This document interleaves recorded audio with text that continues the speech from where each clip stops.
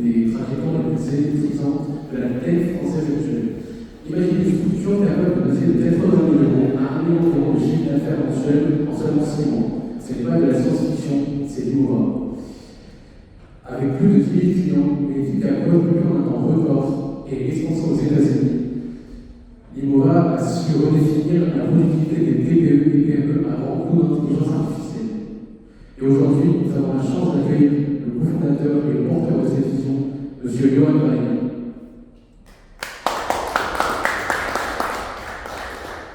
Salut tout le monde, je suis pas fan du son. C'est vraiment mieux. Je vais faire un petit test. Si je parle comme ça, vous m'entendez bien? C'est mieux, hein? Top. Merci pour l'intro. Je suis très content d'être avec vous ce soir. L'un des seuls créneaux en dehors des interviews et des sujets un peu importants pour la boîte sur lesquels je me rends toujours disponible, c'est quand on parle de jeunesse, de vie étudiante, voire même un petit peu avant, parce que je considère que il y a eu pendant très longtemps dans l'écosystème français très peu de gens qui ont partagé. On s'est retrouvé un petit peu à regarder BFM TV, à se suicider, puis après on mettait CNews, on se re-suicide, puis on met France 2, c'est encore un autre suicide, et puis en fait on a l'impression qu'il n'y a rien qui va. Et il commence à y avoir depuis quelques temps quand même des gens qui donnent beaucoup, alors aussi pour monétiser, mais en vrai pourquoi pas. Ils font de l'argent, ils vous donnent de quoi gagner de l'argent. Pour moi c'est plutôt fine, mais j'ai toujours été éduqué dans la capacité à redonner ce qu'on a reçu. Et moi, j'ai appris beaucoup de personnes extrêmement inspirantes dans ma vie. Et donc, ça me paraît tout à fait naturel d'essayer de prendre un peu de temps pour des personnes comme vous et de vous donner un maximum d'assets. Vous avez encore un truc encore plus particulier, c'est que vous vivez dans une période où on doit se poser quand même beaucoup de questions. À la fois, politiquement, c'est très difficile. À la fois, les codes du travail sont en train d'être métamorphosés. Il y a un sujet autour de est-ce que je dois faire des études, pas faire des études, longues études, pas longues études, quels vont être les prochains métiers, les métiers d'avenir, de présent, qu'est-ce qu'il y a des métiers sur lesquels on pense que ça va complètement disparaître. Et donc, c'est vraiment avec vous qu'on doit passer un maximum de temps. Donc j'ai à peu près 1h30 à vous consacrer, après je repars en avion, j'ai vraiment fait avion to Sorbonne, Sorbonne to avion, donc je fais vraiment ça pour essayer de vous aider un maximum. Le split il va être comme ça, je vais parler 4-5 minutes d'IA, rapidement parler de l'IMOVA parce que on s'en fout de la boîte, l'idée c'est pas de vous abonner, au contraire si vous avez besoin d'abonnement je vous les offre, le sujet est plutôt de vous faire comprendre par toutes les catastrophes par lesquelles on est passé pendant 1 an et demi, les catastrophes, et je pèse mes mots, pour du coup avoir quelqu'un qui présente la boîte comme quelque chose d'incroyable, qui fait beaucoup d'argent. Et vous allez voir que c'est hyper intéressant. Et une fois que j'aurai fini ce split-là, je vais vous donner mon ressenti sur quelles sont des clés intéressantes pour être en réussite. Est-ce qu'il faut entreprendre, pas entreprendre? Est-ce qu'on doit entreprendre pendant ses études, après ses études? Est-ce qu'on doit plutôt être salarié, plutôt créer sa boîte? Je vais essayer de vous donner mes convictions là-dessus. Je suis quelqu'un de passionné, donc je parle avec beaucoup de certitudes, mais je peux dire aussi beaucoup de conneries.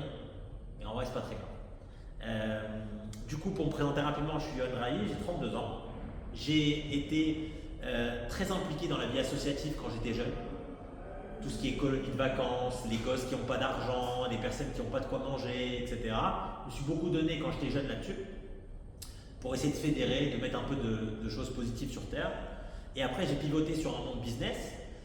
J'étais dans une boîte numéro 2, d'une grosse boîte qui est passée de 6 millions d'euros de chiffre d'affaires à 50 millions d'euros de chiffre d'affaires, à peu près en 4 ans, en appliquant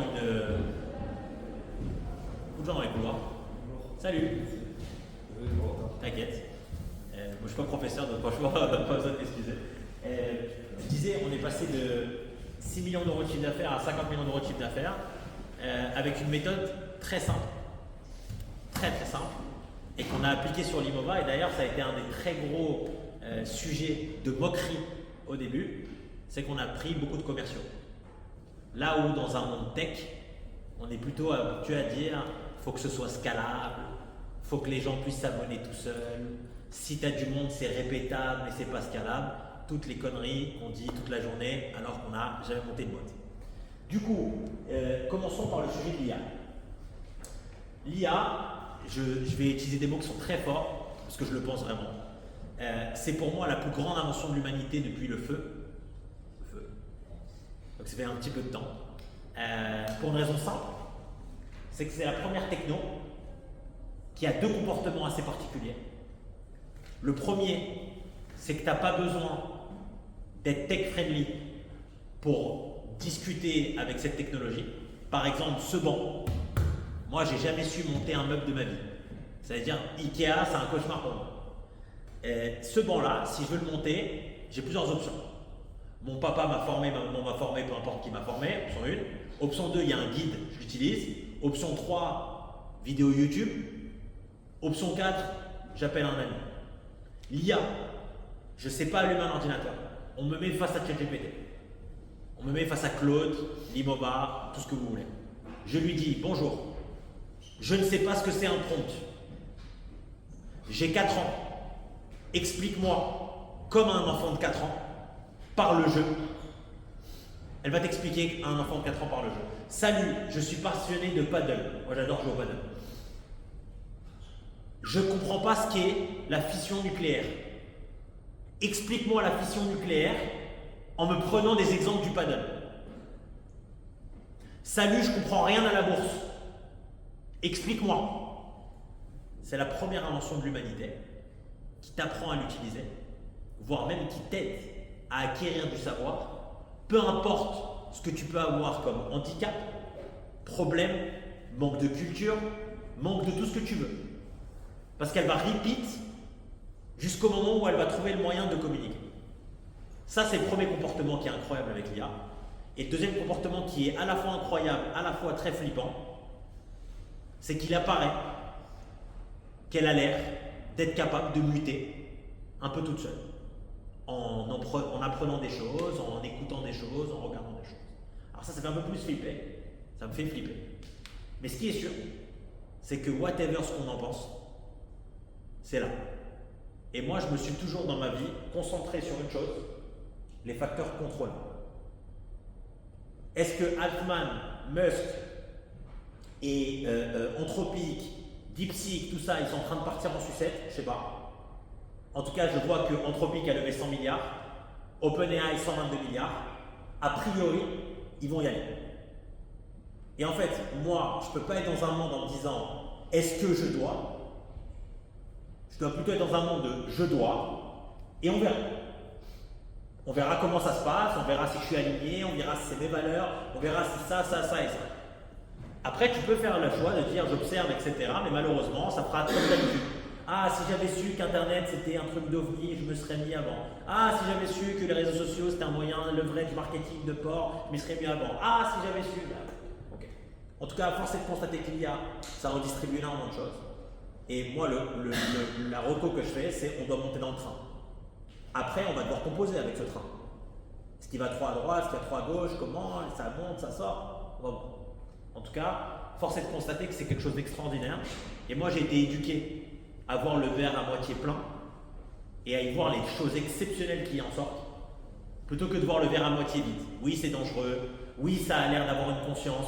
Oui, ça peut causer des problèmes de sécurité. Oui. Mais oui, ça peut sauver des vies. Oui, il y a des cancers qui vont disparaître. Oui, il y a des gens aveugles qui vont retrouver la vue. Oui, il y a des gens handicapés qui vont pouvoir remarcher. Oui, il y a des personnes qui n'avaient pas accès au savoir qui vont commencer à pouvoir apprendre de manière égalitaire. Oui, il y a des boîtes qui n'avaient qu'un seul salarié, qui était comme ça, qui a été en dépôt de bilan, qui ont été remontées grâce à l'IA et qui maintenant valent 100 millions d'euros. Oui, il y a une boîte qui a été vendue 1 milliard alors que le mec est solo founders. Le mec est seul dans la boîte, il a vendu 1 milliard sa boîte. Ça, c'est les bonnes choses. Et donc moi, j'aime me concentrer sur les bonnes choses, plutôt que de faire le défaitiste déprimé sur BFM TV. Ça, c'est le premier sujet. Maintenant, je vais faire Père Castor, je vais vous raconter une petite histoire, je vais raconter un peu l'histoire de ma boîte. Encore une fois, non pas parce que j'ai envie de promouvoir l'Immova, je vous le dis, j'en ai rien à secouer, mais plutôt parce que je pense qu'il nous est arrivé des choses folles, extrêmement exceptionnelles, extrêmement dangereuses, et on a fait un nombre de conneries de malades, un nombre de choix de génie de malades, Et ce petit remuant, ce petit couscous là royal nous amène là où on en est aujourd'hui. Et vous allez voir qu'il y a des enseignements très forts qui ressortent de mon passage là-dedans. On démarre avec, moi je suis encore une fois en poste, je suis numéro 2 d'une boîte qui fait 50 millions d'euros de chiffre d'affaires. Je suis hyper au top dans ma vie, je gagne très bien ma vie. Tout se passe merveilleusement bien. J'ai une boîte à côté qui en gros facture des choses de cette boîte-là. En gros, je suis riche et je suis heureux. Ok? Et là, il y a mon pote qui m'appelle, qui me dit Yo, il se passe quelque chose d'incroyable. Ce qui se passe d'incroyable, c'est que lui, il a accès à la première preview de ChatGPT. Là où personne n'a accès. Bon, moi je le rejoins, on va bouffer ensemble. Et je me rappelle de ce sentiment de je comprends pas. C'est quoi ce truc? Ça va changer l'humanité. C'était une requête simple dans ChatGPT. Mais là, on a oublié à quel point on est habitué. Mais il avait fait un truc de genre, raconte-moi comment on cuisine ça. Et il y a d'un coup tout un thread qui a été proposé par l'AI et c'était vertigineux à l'époque. Une semaine après ça, il me dit il faut qu'on monte une boîte autour de ça. Moi je lui dis je suis pas dispo, je lui dis t'as pas besoin de moi. Bref, à l'époque on était dans la vie associative, les assos ça a un problème majeur, c'est les sous. Et du coup pour avoir des sous dans une asso, il faut des dons ou des subventions. Et donc nous on voulait monter un business en se disant on va faire un moteur de recherche qui va aller chercher les subventions de la mairie jusqu'à l'Europe et on va mettre une AI qui va rédiger les dossiers à la place des humains. Sur le principe du business, très bien. On part au salon des assos à Paris, on n'a pas de structure juridique, très important ça. On n'a pas monté la boîte. Le produit ne marche pas. Je comprends à peine le produit, parce que je rappelle que je suis en poste et que je suis très bien dans ma vie. J'arrive au salon des assos au Palais des Congrès de Paris. On a un stand pourri. J'ai un t-shirt bleu, j'ai jamais eu un t-shirt aussi moche de ma vie. Il y a une faute d'orthographe. Le stand il est comme ça. Et je ne comprends pas le produit. J'écoute mon associé pitcher. Je m'approprie l'histoire et je dis mesdames et messieurs bonjour, révolution, subvention en intelligence artificielle. Du coup, les assos, subvention, intelligence artificielle, ils arrivent comme des oufs et on commence à pitcher le produit. Je répète, le produit marche pas. Et moi je dis à mon associé, quoi qu'il arrive, on prend les cartes bleues des gens, on les facture pas, on les rembourse instant, mais je veux juste voir s'ils mettent leurs cartes. Non mais frérot, le produit marche pas, nanana. Je te dis, on va pas leur prendre d'argent. Je veux juste voir si mécaniquement, le mec il met sa carte ou pas. On fait 100 contrats dans la journée, sans abonnement. Carte bleue, monsieur, allez c'est parti, donnez-moi, FR, nanana, FR 76 pour les RIP, carte bleue, 4 nanana, ils mettent. On rentre, on rembourse tout le monde, on appelle tout le monde, excusez-nous, on s'est vu sur le stand, le produit marche pas encore très bien, on vous a offert 3 mois, je vous ai remboursé, vous inquiétez pas, vous êtes client. Et moi je dis à mes associés, on ne peut pas bootstrap ça. Pour tout le monde, bootstrapper quelque chose, ça veut dire démarrer sans lever de fonds. En gros, toi et moi on monte un business, on a 1000 € chacun de côté et Inch'Allah ça passe. Ok? Au contraire, moi j'ai tout de suite compris, sur ça j'ai souvent le nez creux, que dans l'AI ça allait être la guerre intersidérale. Pour ceux qui ont la rêve avec One Piece, c'est départ Gold Roger qui annonce qu'il y a un One Piece, tout le monde part en mer. Voilà, vous voyez la rêve? Bah pareil. Pour moi, l'AI, c'est le départ de One Piece. Quand Gold Roger il annonce qu'il y a One Piece, c'est la guerre. Et donc, pour gagner la bataille contre les autres, vitesse. Avant toute chose, vitesse. Et pour aller vite, il faut les pépettes. Du coup, on a levé des fonds. On a appelé des copains. Mon associé et moi, on était identifiés comme des personnes successful quand même. On avait des gros postes avec des grosses responsabilités. Donc, quand on a parlé un peu avec des gens qu'on connaissait qui avaient bien réussi dans la vie, très rapidement, moi je te donne 20, moi je te donne 30, moi je te donne 15, moi je te donne 100, etc. Et on a levé 400 000 € comme ça.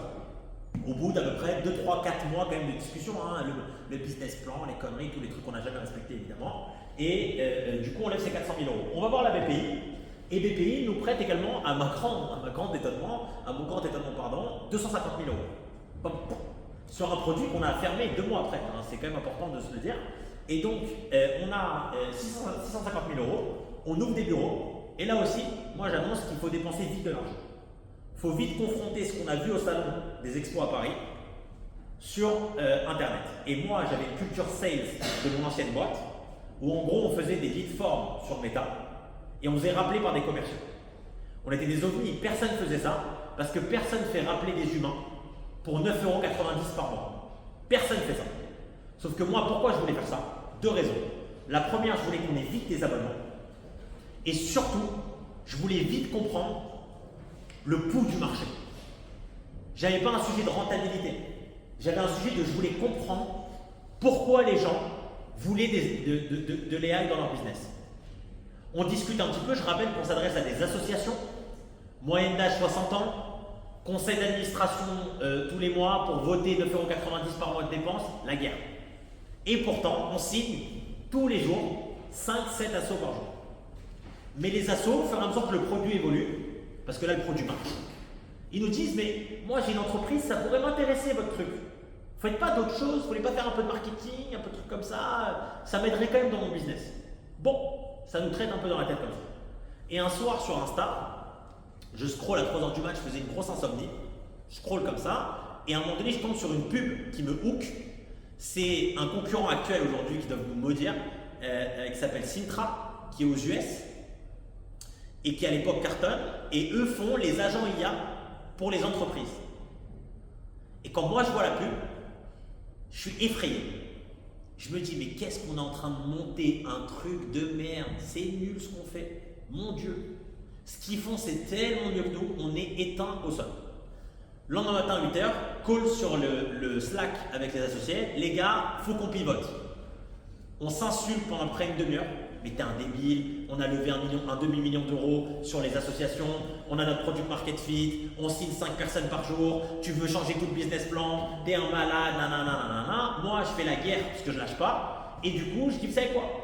Vous êtes nuls, je suis nul, faisons voter des gens. On prend 50 personnes dans notre entourage, et on leur dit, je vous explique, il y a 2 logiciels, on vous donne les 2 codes d'accès. Vous votez pour celui que vous préférez. On n'a pas dit qui était le nôtre, pas le nôtre, etc. On a dit il y a 2 URL. Voilà les mots de passe pour l'un, voilà les mots de passe pour l'autre. Tiens, connecte-toi. On a fait voter 49-1 pour le logiciel US. 49 à 1. Ça, c'est magnifique parce que du coup, le débat entre mes associés est poubelle. Et c'est on pivote. Et donc, on pivote. Donc, c'est dur de pivoter. C'est-à-dire qu'il faut quand même se dire qu'on a un business qui marche, il y a des abonnements. On nous a prêté 250 000 €, on nous a donné 400 000 €, et nous on dit poubelle. Évidemment, on dit à personne qu'on pivote, parce que là, que les frais, les investisseurs, les machins, on se tait, on prépare le pivot. On lance l'Immova, ok, 2-3 mois après. Quand on lance l'Immova, explosion. Beaucoup de contrats, beaucoup de nouveaux clients, tout se passe très bien. On est les premiers à l'époque à faire en France et en Europe les agents IA pour les entreprises. Pour vous donner un ordre d'idée, OpenAI sort Operator mi-janvier. Nous, on était live 28 novembre 24, donc mi-janvier 25. Donc, on part tambour battant, on pivote très fort. Premier accident de la route qui nous arrive. On pivote tellement fort, il y a tellement de ventes qu'on se met à dépenser en marketing parce que les ROI sont très bons. Et donc, on dépense. Et là, il y a le CFO, personne qui gère la compta, qui dit au fait, il n'y a plus de sous. Dans un mois, c'est fini l'Immova.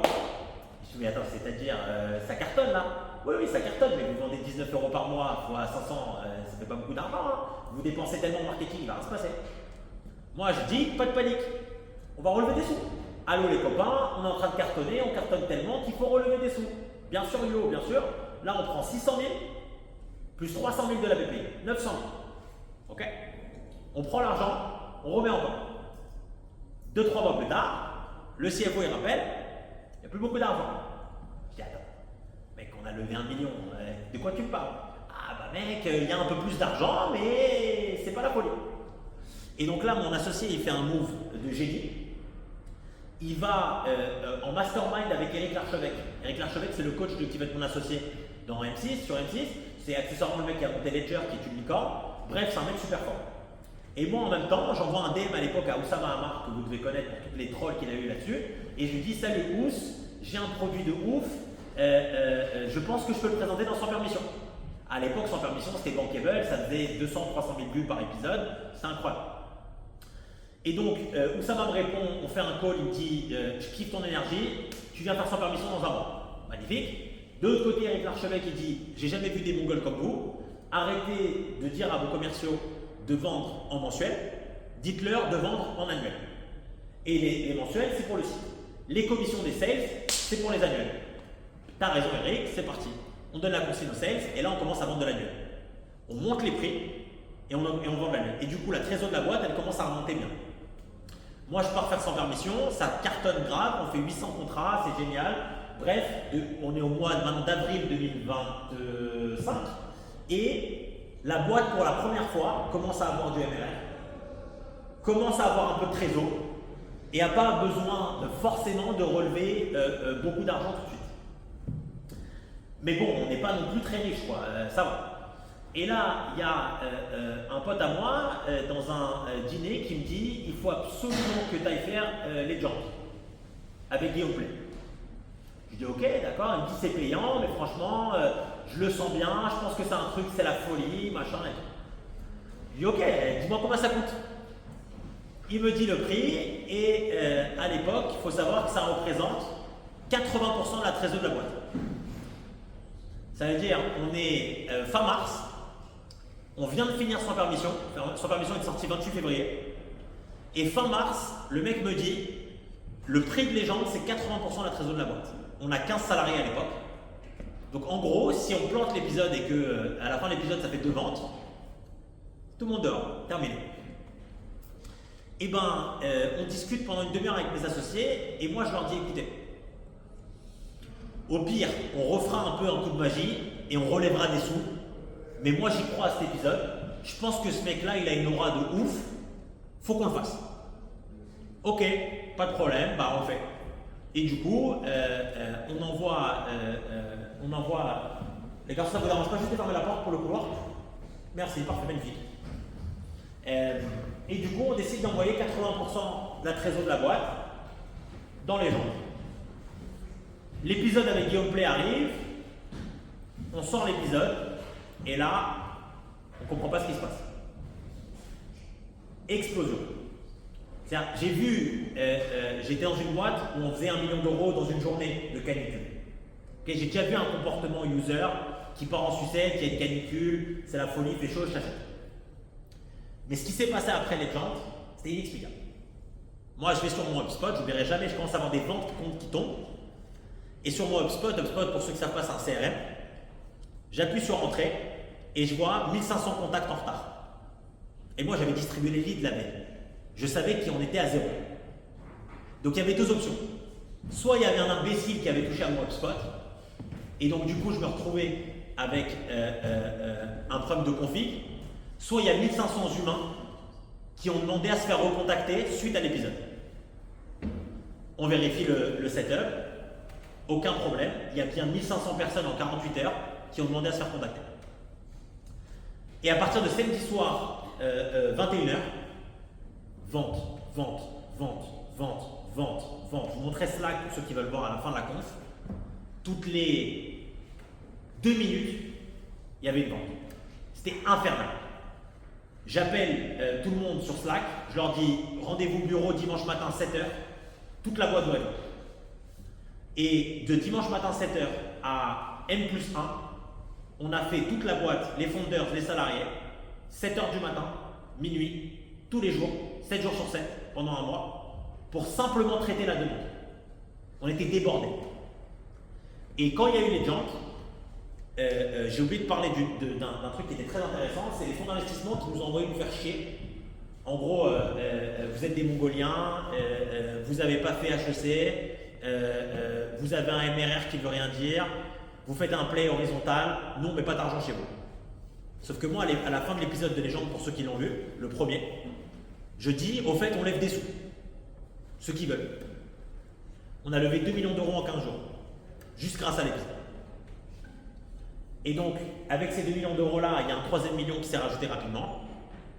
Et après l'épisode Legend, donc la boîte a été très haut, fortement propulsée en haut.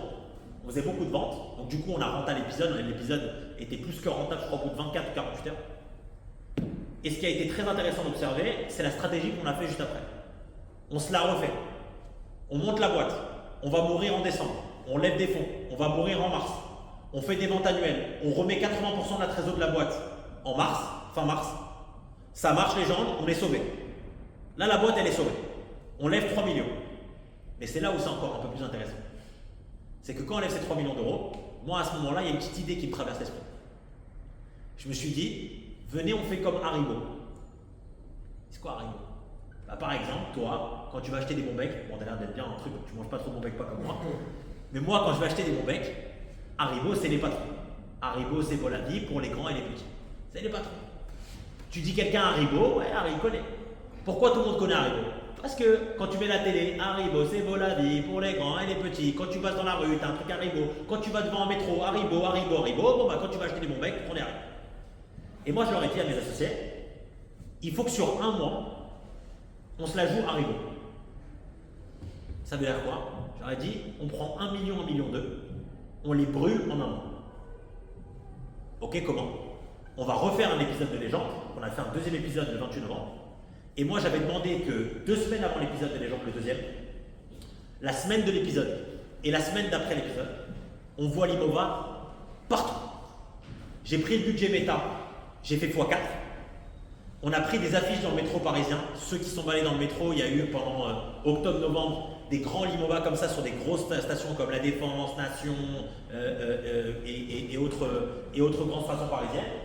J'avais demandé, il y avait Harry Potter, la saga Harry Potter en mois de novembre. J'avais demandé que Harry Potter 3, 4 et 5, je vais préférer. J'avais demandé qu'il y ait écrit ce programme vous est présenté par Limova.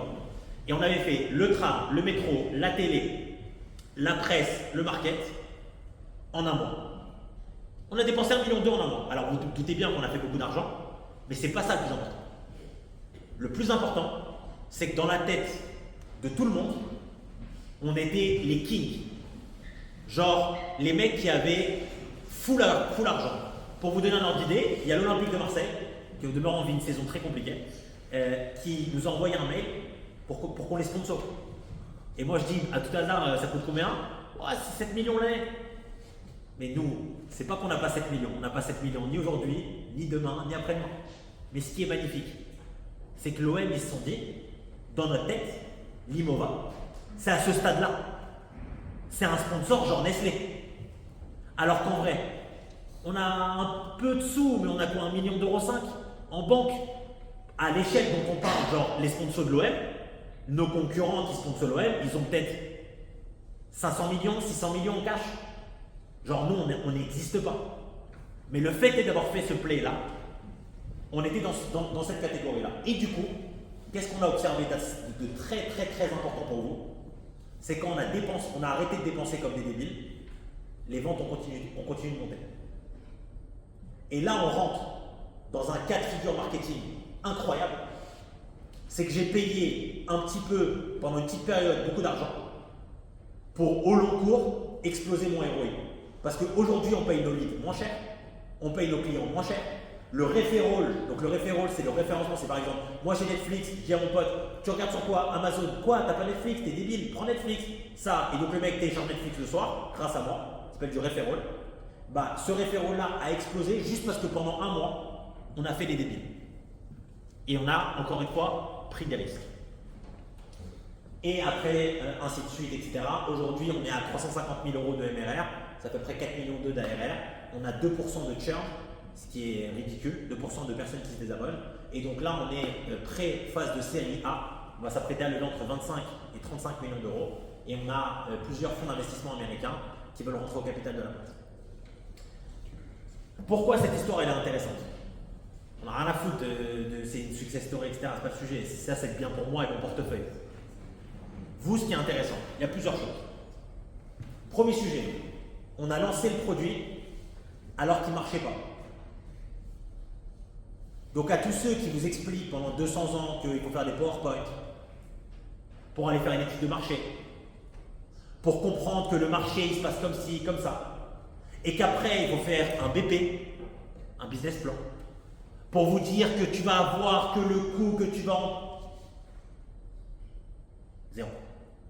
On a fait 3 BP dans l'histoire de la boîte, pas un de vrai.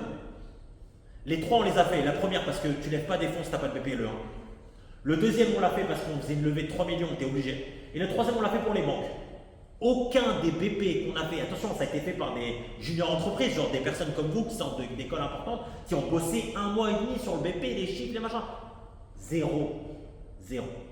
Mais parce que c'est pas possible. Comment tu veux, alors que ta boîte vient d'être créée, anticiper ce qui va se passer dans les 3 prochaines années. Que Carrefour fasse un BP pour l'année prochaine, bien sûr que ça a du sens. Les mecs, ils ont ça de data. Évidemment qu'ils peuvent prévoir l'année prochaine, ça fait X années qu'ils font le business. Mais quand quelqu'un te dit attends, il faut monter ton business, études de marché, PowerPoint, un SWOT, etc. Tu vois. Prends ta putain de boîte, lance-toi et fais la bagarre pour faire des ventes. Et après, soit on dit, Johan, c'est quoi le skills le plus important quand tu montes une boîte? Vendre. Vendre. Et si vous ne savez pas vendre, associez-vous avec un bon vendeur. Parce que la seule chose qui fait que la boîte elle décolle, c'est les sous. La seule chose qui fait que les gens vont investir dans vous, c'est qu'il y a de l'attraction. Il y a des gens qui payent pour votre produit. Si votre produit n'a pas de traction, il y a 2 options. Soit vous êtes nul, soit le produit est nul. Mais au moins c'est clair. On ne se prend pas la tête. Moi j'ai monté des boîtes, 0. Bon bah des 0 c'est le meilleur feedback du monde, c'est nul, on change. Et on pivote, on est rapide. La pire chose à faire les amis, c'est monter sa boîte pendant 6 mois. Comment je vais l'appeler? Ok, alors la société, non mais ça c'est le prénom de ma mère, avec mon père elle va se vexer, nanana, la boîte. Après la marque.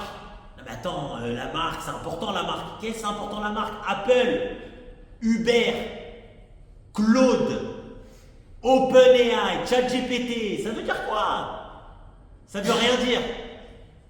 Ce qui fait qu'Apple c'est Apple, c'est que ce putain de truc c'est un truc de mutant. Et que c'est dur de t'en séparer. C'est qu'ils ont un product market fit. Le reste, tout le reste c'est poubelle. Toutes les personnes qui auront monté des boîtes pourront vous dire que la bagarre elle se passe sur le terrain. Les présentations. Par contre, quand ta boîte n'est plus une startup et que c'est une scale-up et qu'elle fait des millions d'euros de chiffre d'affaires et que là tu commences à avoir des concurrents, là c'est intéressant de faire un SWOT. Parce que là c'est important de protéger ta boîte contre la concurrence. C'est important de voir ce qui marche mieux chez eux que chez nous. C'est important de copier les best practices des gens. Mais quand tu lances ta boîte, lance-la.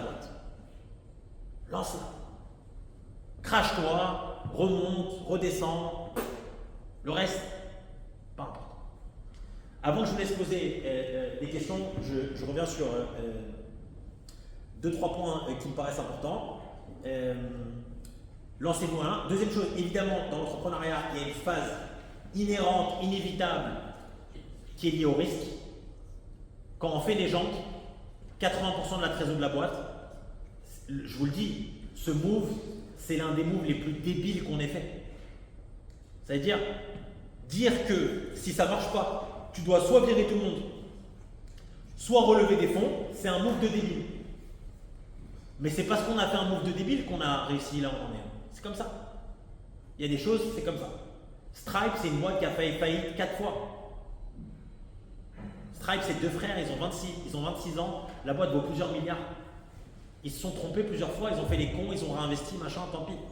Aircall, ceux qui ont vu Jonathan Gelov cette année, donc qui veut être associé, Aircall, au bout d'1 an et demi de boîte, là, lui et moi, on se passait un call, ça marchait pas. Et ils expliquaient pendant 1 an et demi à leurs clients, mais c'est votre setup qui marche pas. Chez nos clients, ça marche très bien. Et ils ont tenu le choc jusqu'à réparer la techno. Mais là, lui et moi, là, on ne pouvait pas se passer un coup de téléphone. Aircall. Imagine le nom de la boîte. Hein. Aircall, toi et moi, à 2 mètres, on passe à plat. Et elle a survécu. Et Jonathan Gelov, aujourd'hui, il est multimillionnaire. Parce qu'il a pris des risques, il a recommencé, il a réessayé, il a machin, il a survécu à cette charge. Avant de vous laisser poser vos questions, des sujets que je couvre toujours quand je parle avec des étudiants. Donc, on me pose souvent la question sur LinkedIn ou autre. Johan, à l'ère de l'AI, est-ce que je dois faire des études? Oui, non.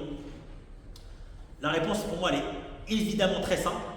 C'est est-ce que quand tu es en train de faire des études, tu kiffes, tu es fort, tu as une appétence là-dedans. Et il y a une forme de passion qui se crée en toi. Alors la réponse c'est évidemment oui. Si ça te passionne, attention, je ne suis pas en train de vous dire que si ça passionne personne de réviser des partiels. Mais il y a quand même un sujet de j'aime apprendre. J'aime me cultiver, j'aime étudier, j'aime apprendre quelque chose. Si pour vous c'est une forme de zone de génie, comme les gens qui sont des excellents ingénieurs, des grands mathématiciens, des grands professeurs, si vous sentez que vous avez une forme de zone de génie là-dedans, bien sûr faites des études. Évidemment. Ça va que vous aider. La question est-ce que je suis obligé de faire des études pour réussir dans la vie? La réponse est évidemment que non.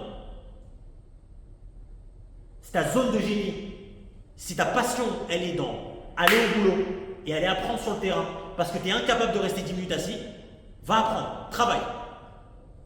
Le tout, c'est de savoir juste poser le curseur. Il y a une vérité qui est une vraie vérité. Il y a 25 ans, 30 ans, ceux statistiquement qui faisaient des études avaient beaucoup plus de chances de réussir dans la vie. C'était sûr. Pour une raison qui est super simple.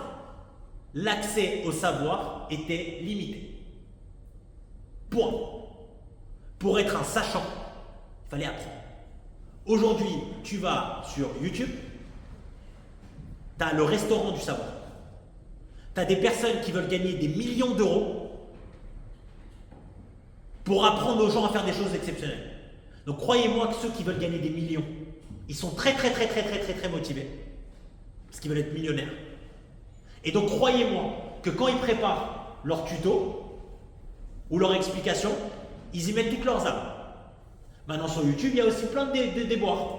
Charlatans, arnaqueurs, vendeurs de formation à 2 balles. Est-ce qu'il faut que je paye 3000 la formation de Yomi ou de Oussama ou de machin? Je recommanderais à personne. Moi je recommande du contenu organique. Mais sur YouTube, il y a plein de choses. Tu veux monter un agent IA, tu peux le faire sur YouTube. Tu veux devenir ingénieur, tu peux le faire sur YouTube. Tu veux commencer à créer des créas marketing, tu peux le faire. Tu peux commencer à comprendre l'algorithme de méta, tu peux. Je le redis, l'arbitrage, il doit être lié à une chose. C'est votre capacité à être passionné par ce que vous faites. Le dénominateur commun de ce que j'ai pu observer en réussite chez les gens, c'est leur passion. Leur capacité à avoir une âme qui vibre quand ils font quelque chose. Si tu arrives au boulot et que tu es en dépôt de bilan, tu es foutu. Tu es foutu. Et à l'ère de l'IA, tu es doublement foutu. Alors que tu arrives au boulot, tu dis aujourd'hui, on va changer le monde. Aujourd'hui, on va travailler dur. Aujourd'hui, les concurrents d'en face, on va les manger tout cru. Là, tu es quelqu'un qu'on ne va jamais remplacer par de l'IA. Chez Limova, on est passé de 4 cofondateurs à 52 salariés. Alors qu'on est une boîte d'IA. Pourquoi? Parce que les salariés qu'on a, c'est des mutants. Ils arrivent très tôt, ils partent très tard. Personne ne te parle de moi, alors moi, tu sais, à 17h, j'ai... Rien. Des morts de faim. Des MDF. J'adore ce truc. MDF, mort de faim. Ils ont la dalle. Et donc moi, jamais de la vie, je vais cut ce salaire, parce que ce mec-là, il a trop d'énergie. Cette meuf-là, elle a trop d'énergie. Donc je m'en fous de l'agent IA. L'agent IA, il peut faire mieux ça, c'est pas grave, il fera autre chose. Elle ou il va être affecté à autre chose. Mais si quand vous arrivez au bureau, vous ne marquez pas cette différence-là, alors ouais, vous avez beaucoup de soucis à vous faire. Et donc c'est en ça où le cursus est très important. Choisissez ce qui vous fait vibrer. Ne faites plus les choses par défaut. Si vous faites les choses par défaut, vous êtes cuit. Je reviens, dernier point. Ah oui, donc études, pas études. Réponse simple. Entreprendre ou non, pendant les études, pas pendant les études. Même réponse. Si vous, entreprendre, ça vous fait vibrer, en sachant que c'est un cauchemar sur Terre, 99,9% du temps, cauchemar. Bon, il n'y a pas un mec de la boîte qui m'appelle pour me dire « Oh, fait, Johan, bonne nouvelle. Allô, Johan, on a un grave problème. Allô, Johan, je vais mourir. Allô, Johan, le produit ne marche pas. Allô, Johan, on n'a pas payé ça. Allô, Johan, ça coûte cher. Allô, Johan, on n'est pas rentable sur ça. Allô, Johan, qu'est-ce que je fais sur ci? Allô, Johan, il faut virer celui-là. Allô, Johan, j'ai besoin de personne. » Mais attention, à côté, il y a plein d'autres choses. Apprentissage incroyable, vie incroyable, richesse, tout. Mais c'est un choix. En tout cas, entreprendre, c'est incroyable. Mais il faut juste être sûr que ça vous passionne. Et sachez que votre métier, c'est pas entrepreneur. Votre métier, c'est régler des problèmes. Régler des problèmes. Si vous êtes capable de régler des problèmes, de gérer les douleurs des gens, ça va bien se passer. Est-ce que vous le faites pendant les études, pas pendant les études? À voir. Ça dépend de vous. Et le dernier point de est-ce que je monte mon cabinet, est-ce que j'attends de me faire de l'expérience, vous êtes en capacité de, faites. Vous n'êtes pas en capacité de, allez apprendre. Une fois que vous avez appris, montez, faites. Mais arrêtez de vous torturer l'esprit pendant 50 ans de est-ce qu'il faut, est-ce que. Si vous voulez monter quelque chose et en être le propre patron, faites-le. Vous allez cracher la boîte, c'est pas grave. Vous allez en remonter une autre et une troisième. Je sais pas s'il y en a qui ont vu l'interview du mec de Odoo sur les jantes. Incroyable son interview, bien meilleure que la mienne notamment. Vraiment bien meilleure que la mienne, c'est pour ça qu'il a monté le Nican. Le mec te raconte que sa vie c'est un enfer pendant 9 ans. Et aujourd'hui, il est à la tête de la deuxième plus grosse fortune de Belgique. Mais le mec, il a vécu l'enfer. Et ça, après, c'est à vous de voir si vous voulez vivre l'enfer ou pas. Et je le redis, être des key employees, être des employés clés, c'est tout aussi honorable que d'être des entrepreneurs. Là où c'est pas honorable, c'est si vous êtes des bananes. Voilà, être une banane sans rien à foutre de la boîte, pas de passion, pas d'envie, pas de machin. Là, franchement, moi, je trouve ça nul. Mais si vous avez la hargne, vous avez la niaque, et juste vous dites, moi, entreprendre, c'est trop pour moi. Moi, j'ai besoin de mon paddle à 18h, j'ai besoin de kiffer ma muscu, j'ai besoin de kiffer mon football, j'ai besoin de kiffer mes trucs, mes sorties, mais c'est fine de ouf.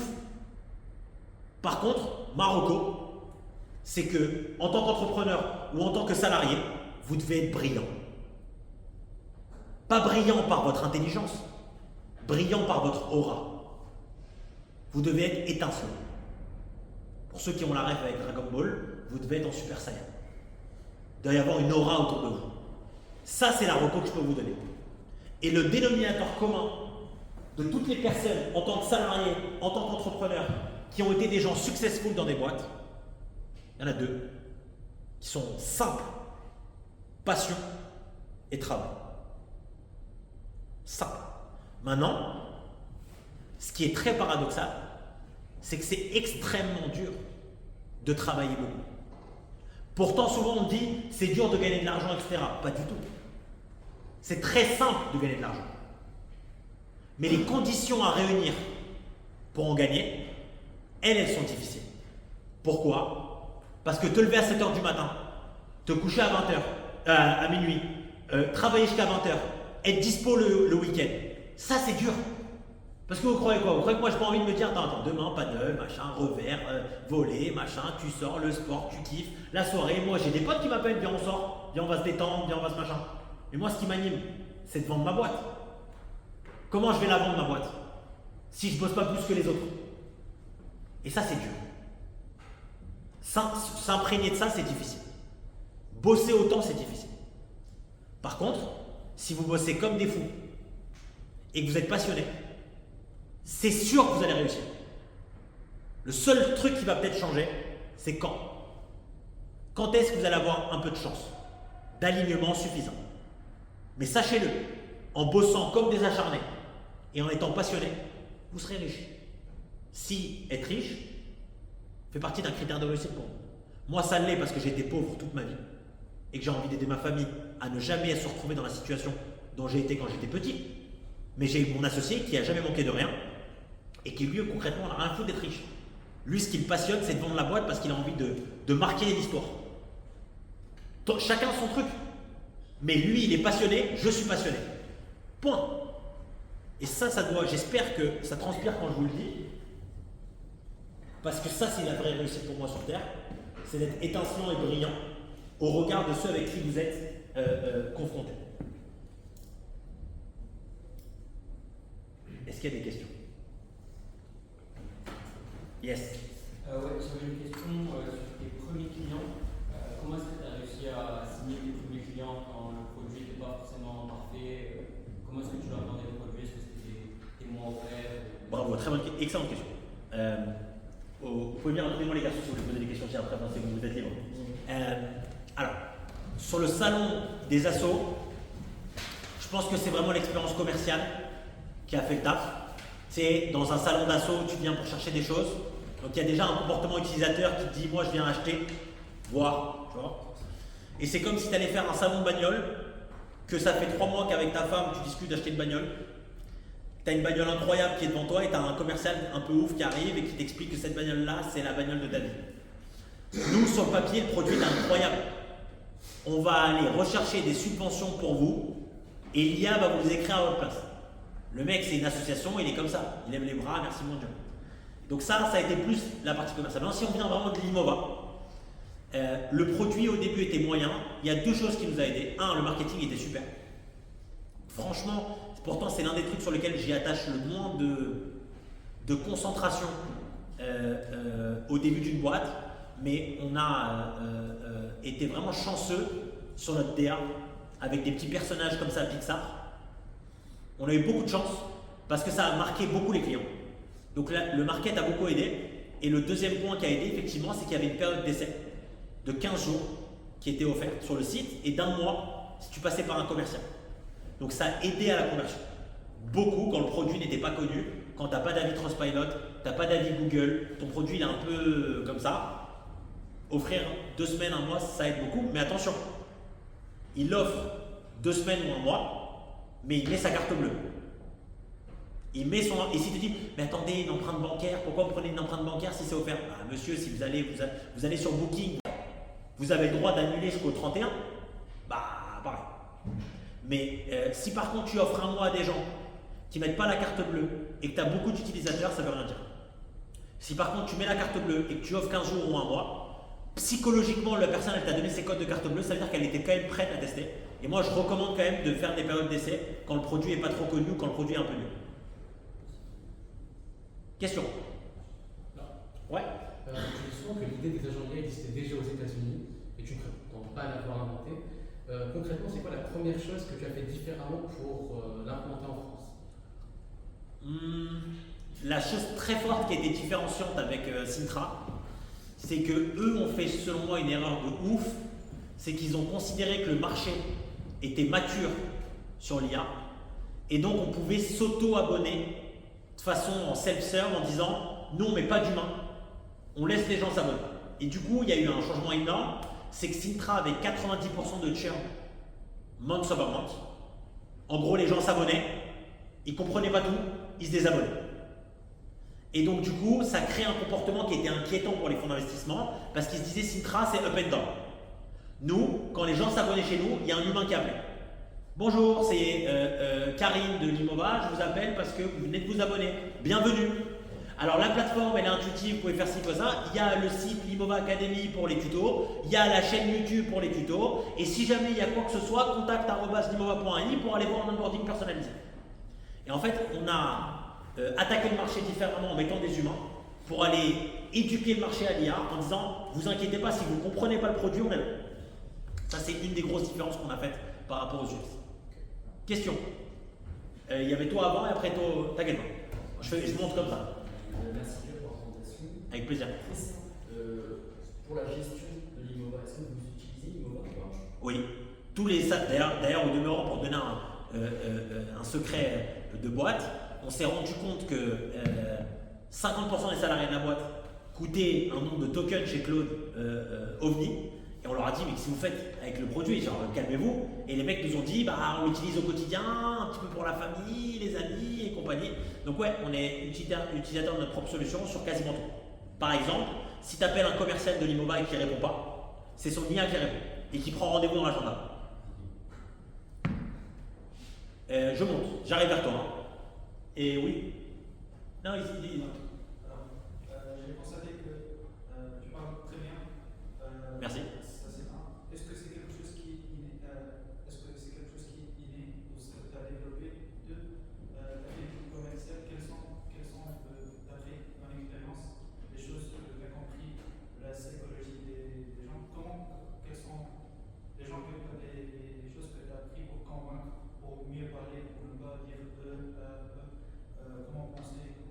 Ok, très bonne question. Alors, déjà merci beaucoup. On ne se rend pas compte, mais je dis beaucoup A et tout, mais tu vois, j'ai fait un petit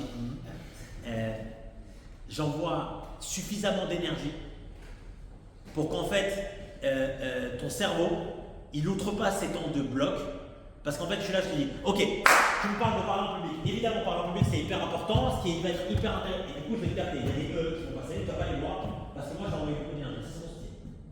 Bon c'est j'arrête tout de suite, je redescends, pas de faire un petit colis, là j'ai pas resté bloqué pendant une semaine. C'est mon style, à moi je prends beaucoup la parole et mon style c'est de donner beaucoup d'énergie aux gens pour arriver à les capter. Il y a deux choses que j'ai faites. La première chose c'est que j'ai regardé beaucoup à l'époque quand j'étais petit, quand j'avais 17 ou 18 ans, vous devez sûrement connaître des TEDx. Et il y avait des TEDx US sur lesquels il y avait des gros insights sur la prise de parole, comme regarder la salle en la balayant, comme trouver 3-4 personnes dans la salle qui font oui, par exemple toi, là, tu m'as fait beaucoup oui, et beaucoup comme ça. Et du coup, ça m'aide à me concentrer, à me donner de l'énergie en disant ok, ça a l'air de plaire, il est content, lui aussi, c'est ok, ah ok, j'entends. Du coup, ça me redonne de l'énergie pour me dire c'est cool ce que je fais, ici il y a rigolé, il y a des petits sourires quand je fais des blagues, ici c'était bon, la team un peu sympa, ici c'est la team, ok, il a raison, là-bas c'est la team, ok, pourquoi pas. Et en fait, de ça, l'énergie, je balaye, je regarde, j'essaye de parler avec énergie et passion, c'est une grosse force. Maintenant, il faut savoir, et c'est important, je te promets, je te laisse mon torticolis dans une seconde, il faut savoir que la prise de parole en public, évidemment, il y a une petite part d'idée. Tu vois, c'est comme il y a des gens qui jouent au tennis, c'est pas pourquoi. Tu as 5 personnes qui font un service au tennis, tu en as un, c'est une catastrophe, le mec qui est fâché avec son corps. Tu en as un et deux qui sont moyens, tu as un qui a l'air d'être talentueux, tu as un autre qui est fort, et tu en as un, c'est un autre. Pourquoi mécaniquement, le mec qui comprend que c'est comme ça. Je pense que sur la prise de parole, il y a aussi la même chose. Mais c'est 10% du jeu. En gros, si je devais faire une analogie avec le foot, le travail c'est 90% du sujet, le talent c'est 10%, mais ces 10% font que si tu as le travail, tu es un homme. Si tu n'as que le travail, selon moi, tu ne peux pas être un extraterrestre. Tu peux juste être quelqu'un de très fort. Ce qui, au devant, on va se dire entre nous, ça suffit dans la vie d'être très fort. Ça suffit largement. Mais si tu veux être un extraterrestre, il faut que tu aies un peu de chance innée avec beaucoup de travail. Moi, le premier conseil que je peux donner, c'est que j'ai dû faire des prises de parole comme ça, peut-être 10 000 fois, 15 000 fois. Et donc en fait, j'ai fait devant 3 4 000 personnes, devant 10 personnes, devant 20 personnes, 50. J'ai fait des étudiants, j'ai fait des personnes âgées, j'ai fait des connards, j'ai fait des relous, j'ai fait des personnes de mauvaise humeur. Et donc à un moment donné, ça donne un truc où tu te dis, bon, vas-y, on va se débrouiller. Ce que je disais aux garçons que je préparais, il me dit, ok, ce soir, on n'a pas l'habitude, j'ai dit, t'inquiète, ça va bien se passer. Parce que j'ai l'habitude. Donc il y a beaucoup de pratique. Beaucoup de learning, je regarde les gens qui parlent, comment ils font, ce qu'ils font, comment ils captent les choses. Et entre ce que je regarde, ce que je pratique et un peu de choses sur lesquelles j'ai fait, ça va être maintenant sur la partie commerciale, je descends ce que je suis tué. Sur la partie commerciale, ceux qui vont faire du commerce, règle numéro 1, découverte. C'est quoi découverte? À qui je parle. C'est pas que j'ai le talent pour capter les gens, pas du tout. C'est que je pose des questions. Quand je m'adresse à un client, par exemple, comment tu t'appelles? Luigi. Comment? Luigi. Luigi. Luigi. Ouais. Ah, dis-moi Mario, je suis là, il n'y a pas de problème. Luigi, je vais lui dire, salut Luigi, tu as demandé un formulaire pour t'abonner, tu fais quoi dans la vie? Par exemple, Luigi, tu es à la Sorbonne en tant qu'étudiant? Tu es où? Je suis avec ces chaussettes. Ok, ça fait combien de temps que tu as arrêté? Comment? T'as arrêté l'école il y a combien de temps? Je suis encore étudiant. T'es encore dedans, ok. T'as un truc qui te plaît dans la vie. Qu'est-ce qui te passionne le plus dans le business? L'entrepreneuriat, ok. Et du coup, je vais tirer. Et à la fin, je vais commencer à comprendre mon ICP. Mon ICP, c'est mon persona type, la personne à qui je m'adresse. Et donc, tu vois, un taxi, il va pas avoir les mêmes besoins commerciaux qu'un restaurateur. Un taxi, je vais dire, monsieur, excusez-moi, quand vous êtes en course avec un client, vous répondez pas au téléphone? Ah bah non, ça se fait pas. Ok, mais s'il y a quelqu'un qui veut une course, là, elle veut réserver l'aéroport avec vous, il vous fait un aéroport tout aéroport, il y a 250 € de course, vous faites comment? Il y a le gars, je propose une solution, monsieur.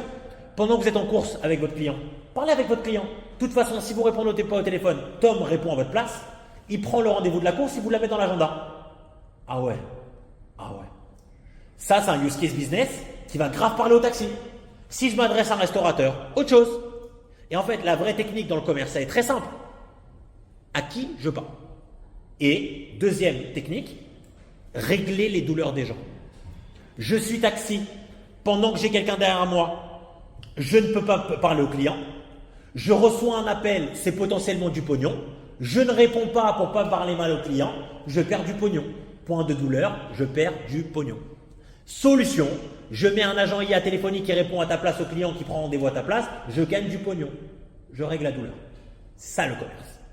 Ceux qui vous disent, ah, on vous explique, le commerce, c'est la présentation, après ça, découverte, point de douleur, offre commerciale.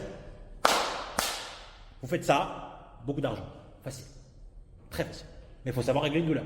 Il faut avoir de quoi régler la douleur. Il faut avoir un produit. Okay. Question, on remonte. Vers ici. Oui, et même mieux, je vais corroborer, se donner confiance en soi.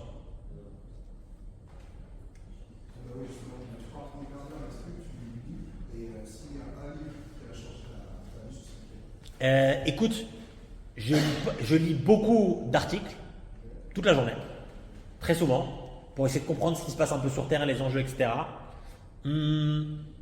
L'art de la guerre, c'est un livre fort à lire, très très recommandé, je recommande. Mais moi, je serais plus d'avis, avec tous les sujets qu'il y a autour de lui, il y a tous les coups d'État avec Ous à l'époque, incroyable, beaucoup de value. Et si vous parlez anglais, YC. Tout ce qu'il y a à Y Combinator, les pitchs qu'il y a à YC, c'est allez-y tout droit, les yeux fermés, c'est exceptionnel. De toute façon, c'est les plus grandes boîtes disponibles sur le marché ont été faites quasiment à YC. Vous pouvez y aller les yeux fermés. YC, donc YC. Question. Oui, mais monsieur, après ici. Moi j'ai deux questions. La première, c'est est-ce que le support client est plus important que le produit? Parce que j'ai l'impression que chez Innova, Ah, c'est intéressant ce que tu dis. c'est plutôt le support client qui a fait la différence par rapport au produit. C'est intéressant, c'est intéressant. Ok. Alors, je réponds à ça parce qu'elle est dure ta question. Garde bien la deuxième. Au début, je suis convaincu que les sales, le market et le support sont plus importants que tout. Parce que c'est ce qui permet de… Le mec veut se désabonner. Monsieur, pourquoi vous voulez partir? Non mais attendez, votre produit ne marche pas. Écoutez madame, je vous offre 2 mois de plus. Bon, ok, je reste, vous êtes gentil, machin. Au tout début de la boîte, je suis en train de tuer la vidéo. Le mec, la vidéo, pardon la vidéo. Je disais, au début d'une boîte, je pense que c'est les 3 pôles les plus critiques. Par contre, nous on l'a vraiment vécu chez Innova, vraiment mal, c'est que si tu décides de passer un très gros step en termes de revenus, le produit devient obligatoire. C'est-à-dire qu'à un moment donné, tu peux faire le vendeur de tapis, mais à un moment donné, ça y est, faut qu'on vende la maison, tu vois. Et nous, si tu veux, on a un peu déconné sur ça, où on a voulu shipper des features très vite, pas forcément bien construites, et on a eu quand même beaucoup de désabonnements pendant une période de la boîte importante. Et depuis que le produit est au top, on a quand même beaucoup plus de gains. Donc si je devais refaire l'Innova, j'aurais fait les 4 premiers mois pareil. Et juste avant les gens, j'aurais fait un plus gros focus sur le produit. En gros, mais le début d'une boîte, c'est ce que tu es capable de donner humainement. Et après, le produit arrive en seconde zone. Évidemment. Deuxième question. Est-ce que tu comptes revendre la boîte? Ah oui. J'espère même la revendre rapidement. J'espère la revendre rapidement. C'est un écosystème. Là, si tu veux, moi je retournais à peu près debout 4h30 du matin, dodo, minuit et demi, 1h. Et là, concrètement, si j'étais pas dans une boîte qui a été autant en bonne santé, je pense que je me serais jeté du balcon. C'est dur. Là, physiquement, psychologiquement, c'est dur.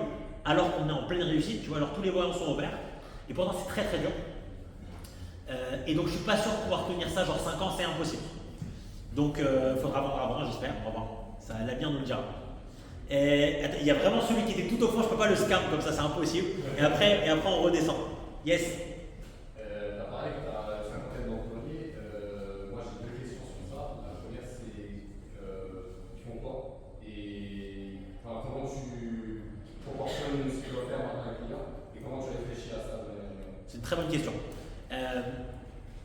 Sur les 50, on a 20 commerciaux. Je pense que c'est facile de comprendre un peu l'énergie que j'ai commerciale.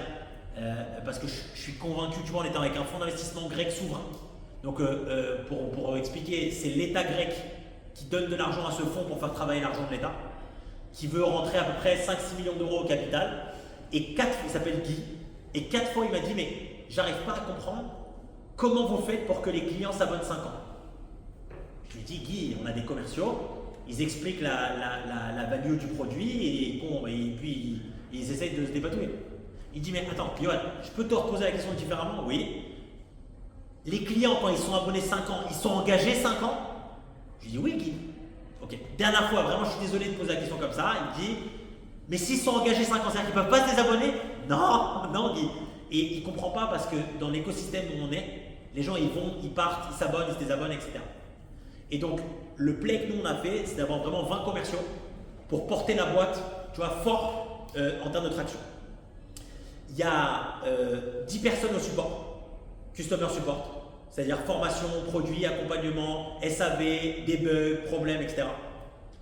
On a 12 personnes à la tech, donc création du produit, etc. On a 4 personnes au produit et le reste, c'est les fondateurs. Les fondateurs, nous. Voilà. Je redescends. Qui avait des questions? Levez la main. Ouais, ici. On descend. En ce qui concerne le mois assez intensif, tu as expliqué, vous avez travaillé de 7h jusqu'à minuit. Ouais, sur les jambes, ouais. Je voulais savoir quel a été l'état mental et l'état d'esprit de tes collaborateurs. Et est-ce que tu as pu mettre des actions en place pour garder la plus grosse énergie pour ton soir? Excellente question. Écoute, déjà nous on a fait un move très malin, c'est qu'on a proposé des parts du capital à tous les salariés importants. Tous les salariés qui s'étaient beaucoup impliqués dans la boîte, c'est-à-dire quasiment 90%, ont des parts du capital. Petites, mais c'est-à-dire que c'est la réussite un peu de leur part à eux. Tu vois.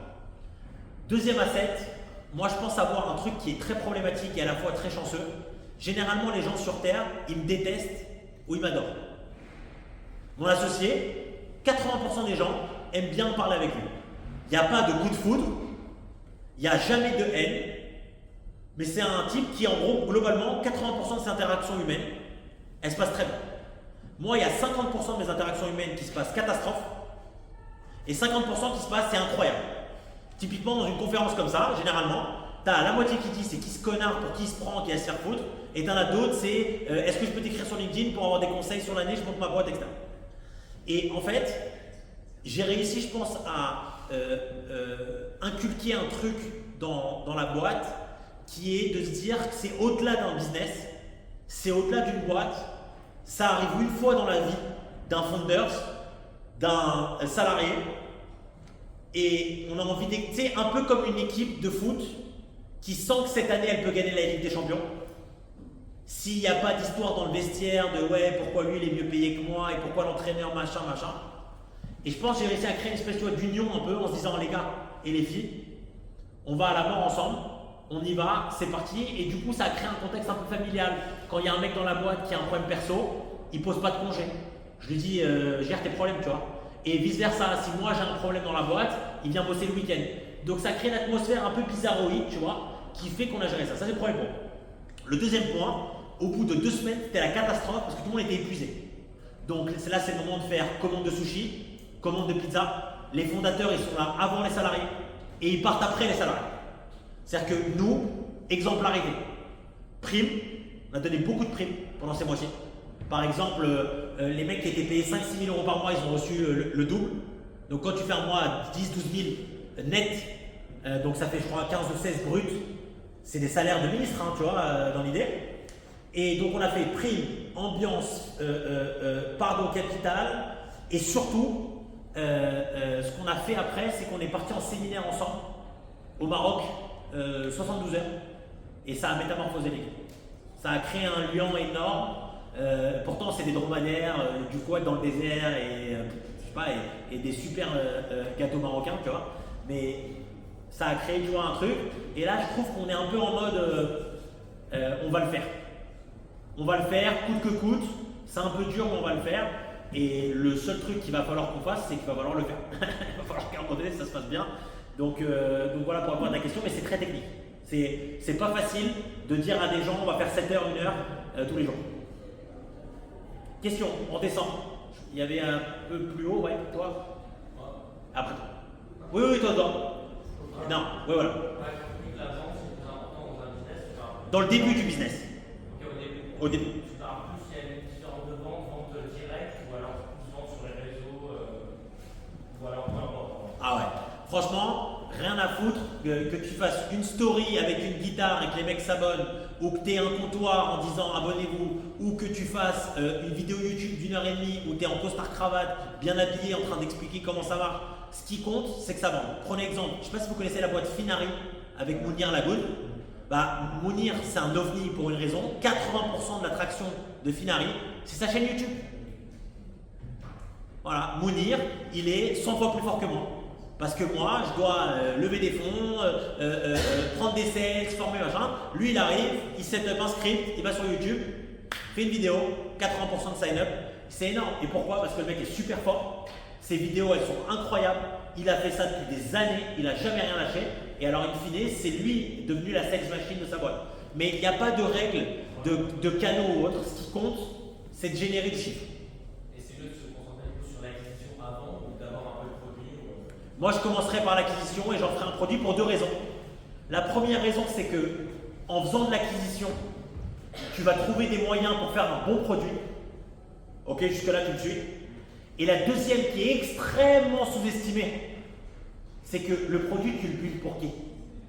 Pour les clients. Tu n'as pas de clients. Comment tu peux savoir comment ton produit doit aller? En fait, ton avis, mon avis, on n'en a rien à foutre. Ce qui compte, c'est l'avis des users. Et en fait, pour avoir l'avis des users, il faut des users. Et pour avoir des users, il faut faire signer des gens.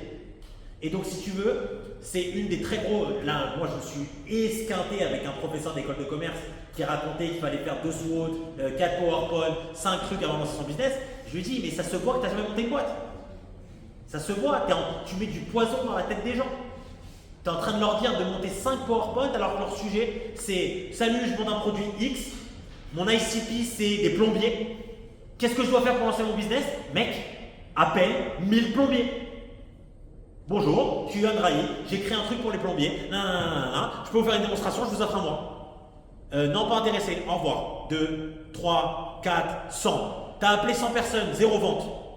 Peut-être le discours. Tu changes le discours, tu fais 30 ventes, tu fais 10 ventes, tu as un product market fit. Tu as un très bon discours, tu n'as pas de vente, pivot. Tu prends ton produit, poubelle. Il est arrivé trop tôt, il n'est pas assez clair, il n'est pas mesurable, il n'est pas truc, ça ne marche pas. Et en fait, ça, c'est le meilleur conseil à donner à des personnes qui se lancent. C'est, tu veux monter un produit pour les plombiers? Appelle des plombiers. Tu veux montrer un produit pour des étudiants? Tu vas dans les facs, tu dis, oh, guys, j'ai monté un produit pour vous. Toi, je vous explique le produit, venez, joue l'ordinateur, ça vous excite? Gratuit. Compte feedback. Ça, c'est monter sa boîte. Toi et moi, on va au café, on va à Starbucks, on se prend un latte macchiato double nappage caramel et on se dit, tu penses que le logo, ça doit être quoi? Non mec, va à la fac, vends ton produit. Simple. Désolé. Question encore. Il me reste 17 minutes les amis, je fais vite. Oui, toi ça fait longtemps. Toi t'as pas posé ta question encore? Oui. Non, et lui, t'inquiète, j'arrive à temps, promis. Déjà merci Yohan, c'est super de faire ça, de donner ton temps et c'est nécessaire. Il n'y a pas tous les entrepreneurs qui font ça, donc c'est génial. Merci beaucoup.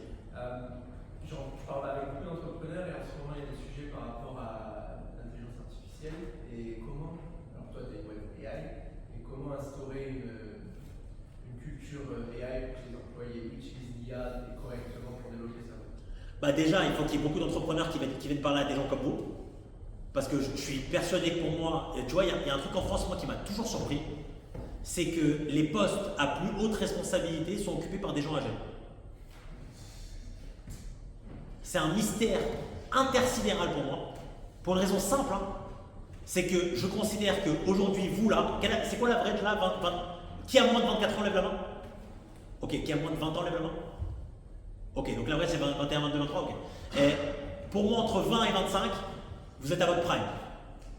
Il n'y a pas plus intelligent que maintenant. C'est-à-dire, techniquement parlant, moi je suis déjà en phase de descente forte, je le sens. C'est-à-dire que, à part l'XP que j'ai gagné ces dernières années, mais il faut voir comment je suis plus con qu'avant. C'est-à-dire, je suis moins rapide. Quand je dors peu, je suis en galère. Je suis moins vif sur des sujets tech. Moi, je vois des collabs qui ont 21 ans. Ils ont pop dans la boîte. Ils ne connaissent pas le produit. Ils se baladent sur la... En 2 jours, c'est des ovnis. Et je me dis, putain, j'ai vieilli. Et en fait, c'est incroyable parce que entre 20 et 25 ans, je pense que vous êtes au top. Je pense que c'est à ce moment-là où il faut que vous occupiez des postes stratégiques. Parce qu'il n'y a personne qui a une meilleure compréhension du produit et du marché que vous.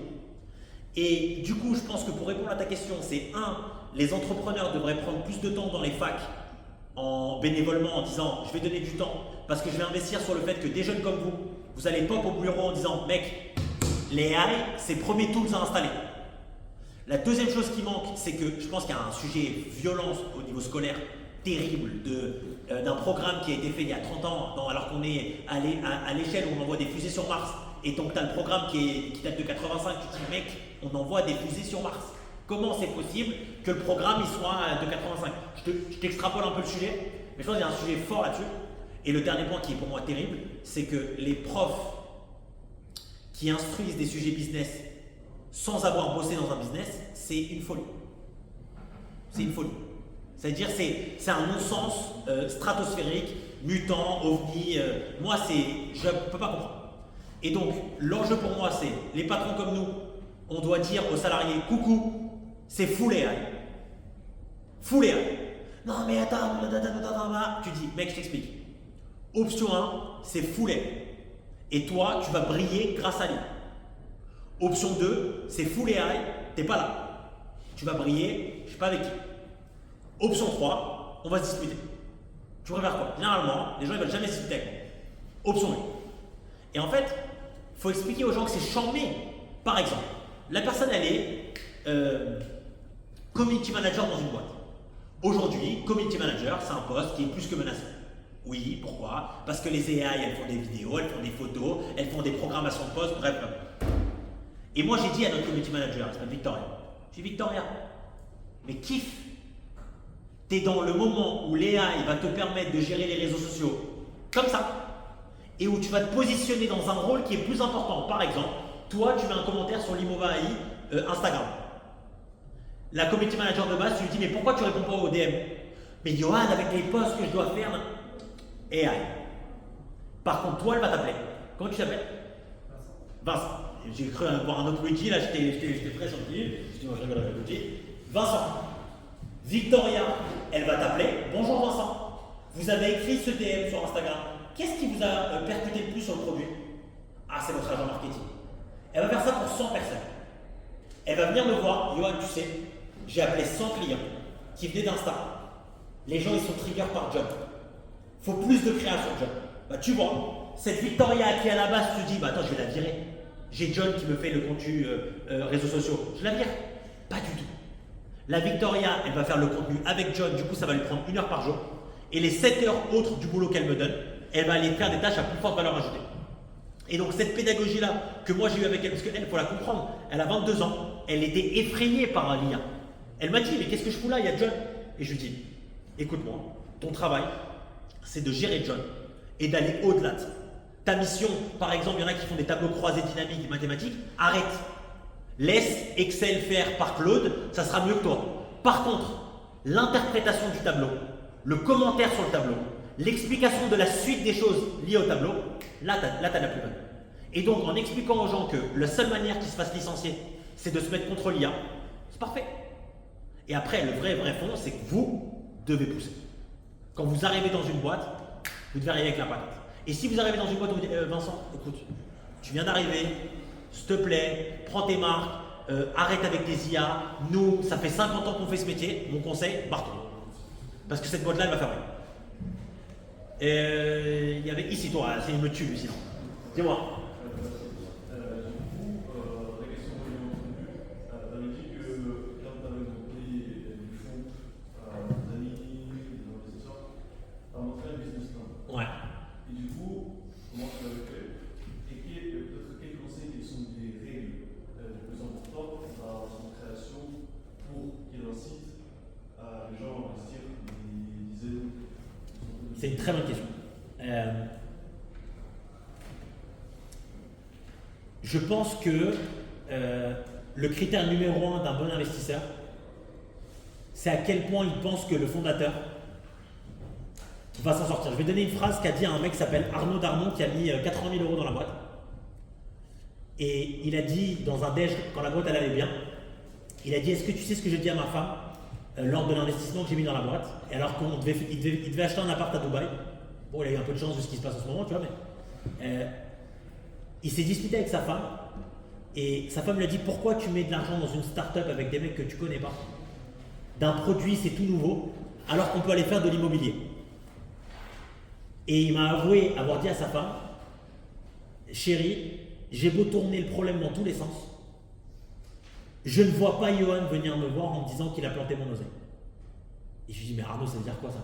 Il me dit, j'ai réfléchi, ça m'a hanté la nuit et tout. Je me suis dit, je ne te vois pas venir en mode, j'ai perdu. Comme je pense que ce scénario est impossible, j'ai investi sur toi. Et donc, la moralité de cet invest, c'est que quand j'étais dans le rendez-vous d'invest avec lui, j'ai essayé de lui faire comprendre que ça passe ou ça passe. Il n'y a pas de ça casse. Si ça casse, je vais réussir. Et en fait, je pense que le critère numéro 1 pour rassurer un investisseur, c'est ta capacité, toi, à montrer que peu importe ce qui va t'arriver comme merde, tu vas l'avaler. Toute la merde qui va t'arriver, tu vas croquer, tu vas manger, tu vas être plus fort. Et le deuxième critère, je pense que pour maximiser vos chances de lever de l'oseille, il faut que vos business soient scalables. C'est-à-dire, pour répéter à tout le monde ce qui est scalable, alors scalable, c'est pas avoir de la croissance. Hein. Ça s'appelle avoir de la croissance.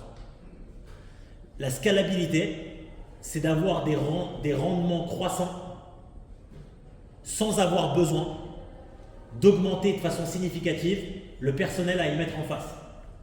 Okay? Par exemple, un hôtel, c'est pas scalable, c'est répétable.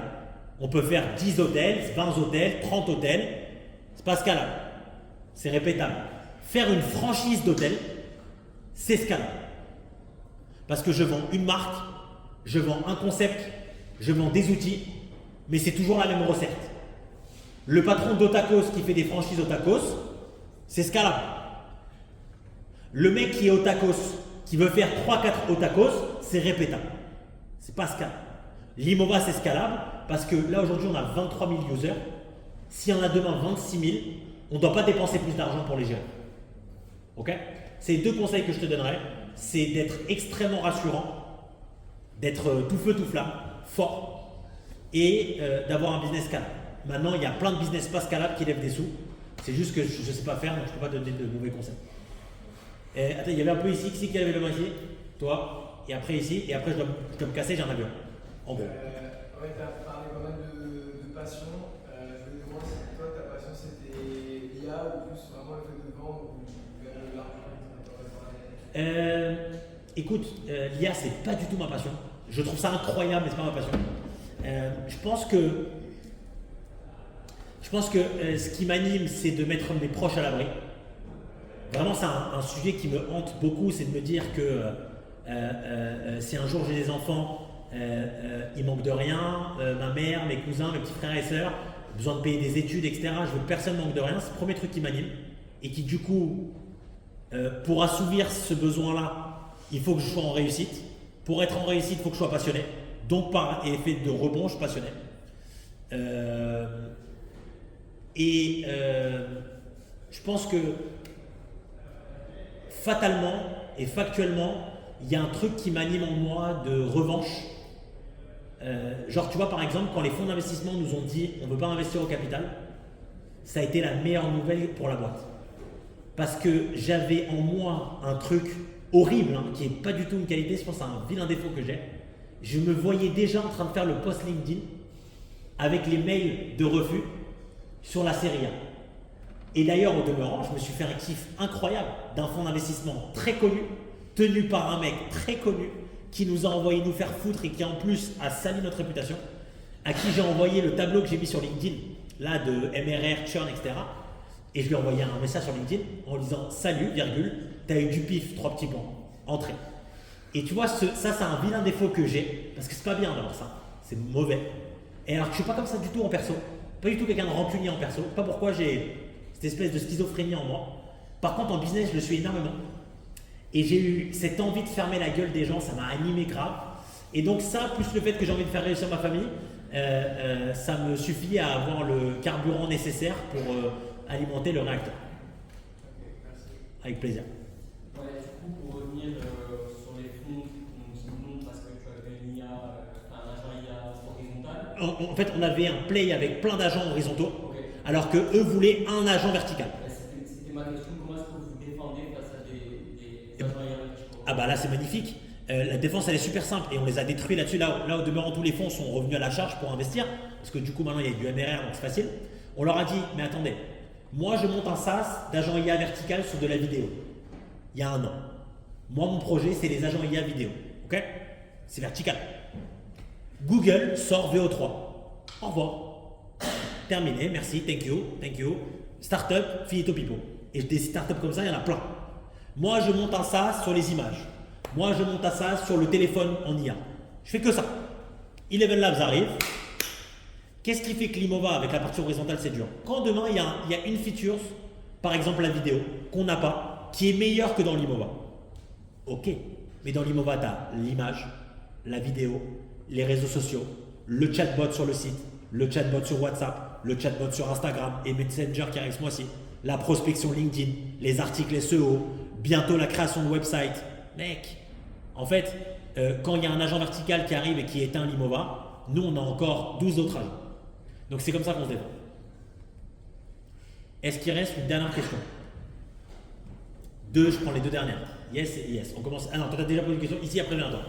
Est-ce que tu as prévu d'internationaliser? Je pense notamment aux États-Unis, c'est un marché qui est énorme, qui est taille de l'Europe et qui en plus sur la partie juridique est beaucoup plus simple. Ouais, grave. Est-ce que tu as envie de partir à l'étranger? Tu veux encore rester en France? Écoute, il a dit en propos d'introduction que tu n'étais pas là, mais en gros, nous, on est distribué dans 35 pays. On a 70% de notre marché qui est en francophonie. Donc, on vend en France, Belgique, Canada, FR, Suisse, Luxembourg. Très bien. Et 30%, c'est les US, le Canada, US. On a eu Japon, Thaïlande et d'autres, quelques pays d'Afrique aussi. Mais en gros, on est déjà international. Et l'idée, c'est de faire un play post-série A, donc lever 25-35 millions, en disant 50% du split marketing ira aux US, 30% en francophonie et 20% sur des nouveaux pays type Allemagne, Espagne, Italie, etc. Voilà. Et ta question, oui? Comment vous êtes organisé entre les fondateurs, savoir qui fait quoi, dans quelle phase? Eh bien écoute, ça a été source ça a été beaucoup de disputes. Il y a un des 4 fondateurs qui s'est retiré, qui est devenu Sleeping Partners, parce qu'on n'est pas réussi à s'entendre. Et du coup, ça me permet de faire deux secondes, je fais une aparté là-dessus. Marocco, c'est ne montez pas un business seul. Évidemment qu'à 2, vous avez 50% du capital, donc vous gagnez 50% moins d'argent. Mais en fait, c'est très dur de monter un business tout seul. C'est sujet à dépression, problèmes, angoisse. À 2, ça n'a rien à voir. Si vous allez au-delà de 2, je vous invite à faire très attention. Avec qui, comment, pourquoi. L'autre conseil que je vous donne, que je n'ai pas moi-même appliqué, c'est toutes les règles de bordel doivent être créées day one, quand il n'y a pas de bordel. Par exemple, si un mec propose de racheter la boîte tant, qui a le droit de quoi pour dire oui ou non? Si à un moment donné, un fondateur se casse de la boîte, comment ses parts, ça se gère? Si un fondateur décide de créer une mauvaise publicité à la boîte, c'est quoi sa sanction en termes de capital? Ces trucs-là, même si c'est votre frère, votre cousin, votre mère, votre soeur, jour 1. Et pourtant, moi, je viens d'une famille où on se serre la main. Mais pourquoi je vous le dis jour 1? Parce que ce décret-là écrit par avocat, il va vous éviter de vous disputer avec votre famille. Parce que le jour où, comment tu t'appelles? Alix et moi, on est associés. À un moment donné, il y a un mec qui dit 60 millions, j'achète. Alix, il dit non. Nous, on avait écrit qu'au-delà de 50, mon oui suffisait. Ok? Quand on lit le contrat, il ne peut pas se disputer avec moi. On était d'accord le jour 1. Mais quand on n'a pas écrit ça, c'est la guerre. Et pourquoi tu dis non, espèce d'abruti, mais on va niquer la boîte, bah rachète-moi mes parts, et ben non, je te les rachète pas à ce prix-là. Bordel. Donc Marocco, c'est faites pas seul, attention avec qui vous faites, et quand vous faites, vous notez tout au premier jour pour protéger votre relation avec la personne. Ok? Maintenant, pour répondre sur les fondeurs, il y en a un qui du coup est devenu Sleeping Partners. Il y a un deuxième qui s'est retiré de l'opérationnel aussi. Et en gros, on est répartis, Réhouven et moi, en 2 sujets. Moi, je m'occupe de la partie représentativité de la boîte, sales, supervision de la tech et du front market. Lui, il s'occupe de équipe back-office, donc service client, onboarding, tout ce qui est tools, HubSpot, CRM, setup des personnes, etc. Tout ce qui va être avocat, levée de fonds, etc., paperasse, juridique, c'est lui qui vient. Et on est répartis en fait en fonction de nos aptitudes, nos capacités et de notre zone de génie. Et par contre, on se dit tout quand ça va bien, on se dit tout quand ça va mal.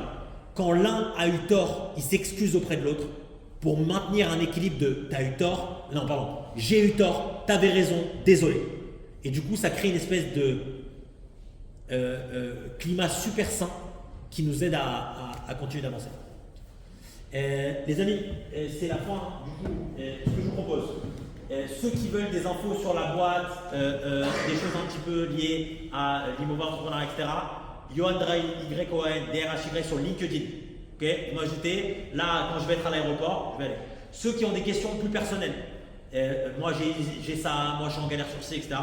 Yohan Drey sur Instagram, vous m'envoyez un DM, je réponds, là je vais répondre tôt parce que je vais être dans l'avion, généralement je réponds en gros dans la semaine.